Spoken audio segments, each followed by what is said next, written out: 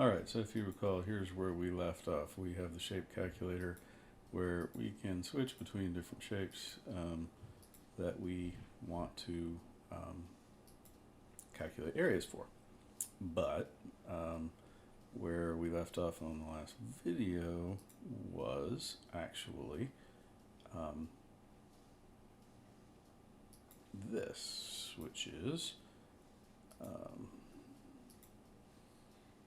where hopefully you've got your input box set up so that you can access any particular input, and you can you have the text and you have some pretty layout and things like that. What we're going to do is we're going to now, in this next video, design the individual little calculators that are going to go onto our page. And the way I did that was I actually went to a separate miniature page where I created the various calculators. Then I'm going to show you how we're going to put them into the page, but I'm going to first show you how they were actually designed. So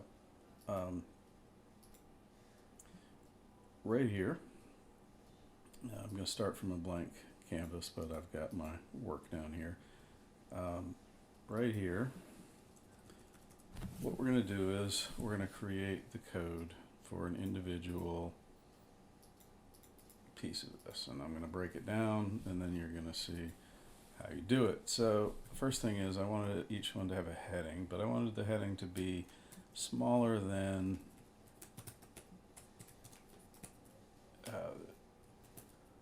the main heading, which is an H1. So I'm going to make an H3. And then I entered some information. Keep in mind this is going to go in a div. So I didn't use like paragraph tag or anything like that. I just said enter triangle height. And then I did an input box, which was input, and I gave it an ID. And pay attention to this because we're going to use the same ID in each one. Now normally you can only have one ID and an item in a page, and we are only going to have one ID on an item on a page because only one of these little miniature calculators is going to show up at any given time. So I'm going to call high for height, and I'm going to make it a number so that I don't have to worry about my user putting in anything that can't be calculated, like anything other than a number. I'm going to put in a BR tag so that the next one goes on the next line. I'm going to do enter triangle width, and I'm going to do input ID equals, I think I said wide, and type again is going to equal number, so it'll be numeric, and then I'm going to go one more break so that we move to another line, and after that break I'm going to create a button, and that button's going to have an on-click event, and later, and I haven't written it yet, so it doesn't exist, but I'm going to call a function that's going to be called try area, for triangle area, and that's the function that's going to get called when I click on the button.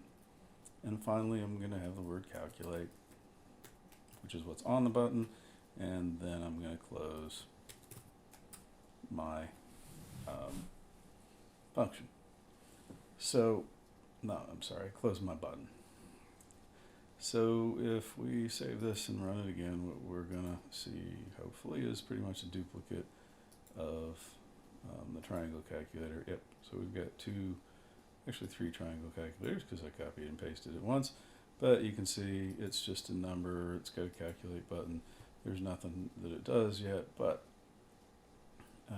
you get the idea. So that's what the calculator code looks like. And I'm actually gonna, like I said before, we're gonna create the same thing for my rectangle, And I'm not going to walk you through that. I'm just going to tell you it's the same thing. And I'm going to use two numeric boxes that have the IDs of wide and high. And the only differences are it's going to say rectangle calculator at the head. I'm going to say enter rectangle height instead of enter triangle height. I'm going to say enter rectangle width instead of enter triangle width. And the onClick is going to call rec area. So rectangular area is the function that will get called from that. The ellipse, very much the same, everything the same. Now the circle calculator is going to be just a hair different, and that is because on the circle calculator I actually am going to give them the opportunity to create either, or to calculate either based on the radius or on the diameter. So in this, if you look, you will see that instead of enter height of ellipse, the tallest point, or enter rectangle height or whatever, I'm going to put enter either radius or diameter of circle. And then the input boxes, instead of wide and high, are going to be rad for if they enter a radius. And again, that's just going to be a numeric input box, or diameter. And the ID for diameter, I actually left that as wide. I don't know why, but I did. So I'm going to change that to diam, and the button is going to be the CIR area. All right, so there's my four little things. Now, I can't put them all on the page right away because I only want the correct one to pop up. So here's what we're going to do for that. And I'm going to show you half of it in this video and the remaining part in the next video. But we're going to go to the main page code here. And now we're going to write our first JavaScript. We are going to declare some variables. There we go. We're going to declare some variables, and these variables are going to be what are going to hold our code for that small part of the page. So we'll have a variable that I will call here, let's see, what will I call it? Well, I'm going to create all four variables. I'm going to call the first one circle HTML. I am going to call the second one, and by the way, I didn't show you this in class. What I showed you was creating variables on different lines, like var rectangle HTML and so on. But what you can also do that will make it a little faster if you're declaring multiple variables is you can do them all in one line separated by commas. So I've got my rect HTML, circ HTML, ELL HTML, and the, what am I missing? Triangle, TRI HTML. And what I need to do is to create specific code, and I need to save that code to a variable. Now I've already created the code. That's what we just did on the other part of the page. So the various, what we're going to do now that we've created these four variables is we are going to put some, we're going to save the HTML code from what we just created here as variables. All right, so all of this text is going to be one variable. All of this text is going to be one variable. All of this text is going to be one variable. But before I do that, I want to show you a little something. So normally when we create a variable, we just say, you know, if our variable is named X, we might say, this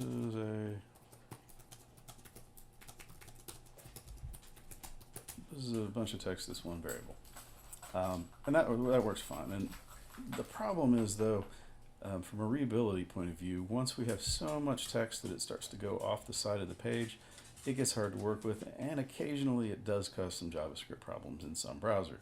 So you can actually break up a variable And if I wanted to break up this variable, I could say this is a bunch, and then I could say x equals x plus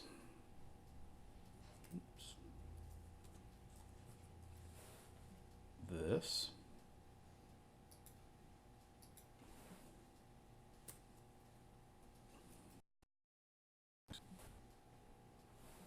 equals x plus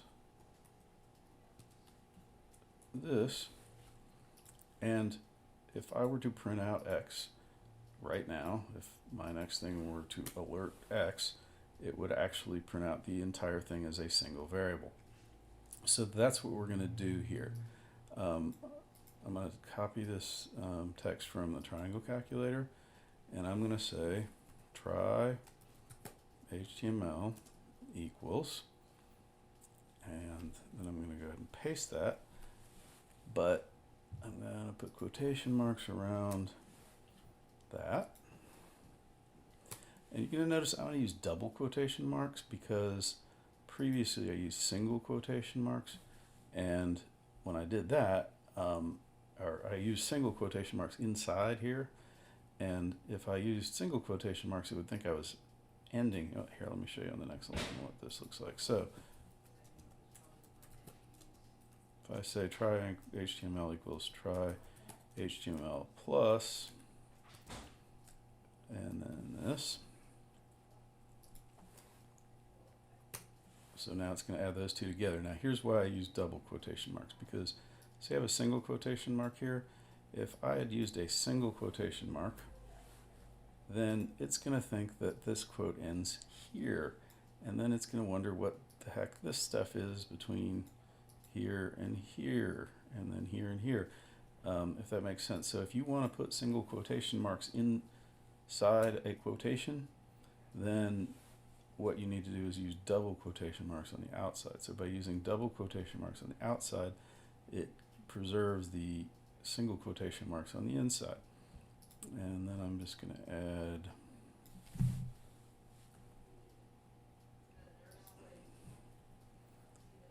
this here, and then I'm going to add this here. So I now have my entire variable, and now my entire variable equals triangle HTML. I'm going to demonstrate that to you here. What I'm going to do is I am going to say I'm going to create a function here, and I'm going to call this function I'm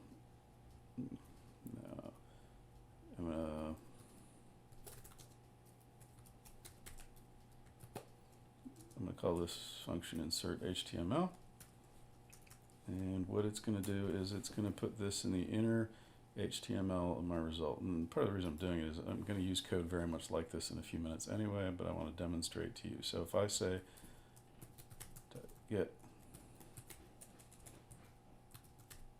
by ID, and then I say result dot inner HTML equals try HTML, what this is going to do is it's going to take the variable try HTML and it's going to put it into this last div where I would normally be keeping my result. I'm going to call this by, I'm just going to stick a button in here temporarily.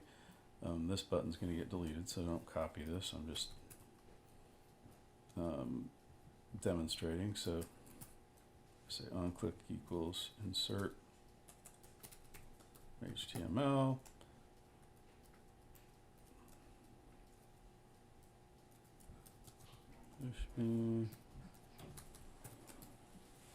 Okay, so let's try it out. So let's go ahead and save this. Launch this in Chrome. And now you'll see, did I save this? I did save this. Why am I not seeing? Sorry. Oh. Talking about single and double quotation marks. I need to put a double quotation mark there. So let me just launch this in Chrome again. And when I push this button, you'll see it inserts all that HTML into my page.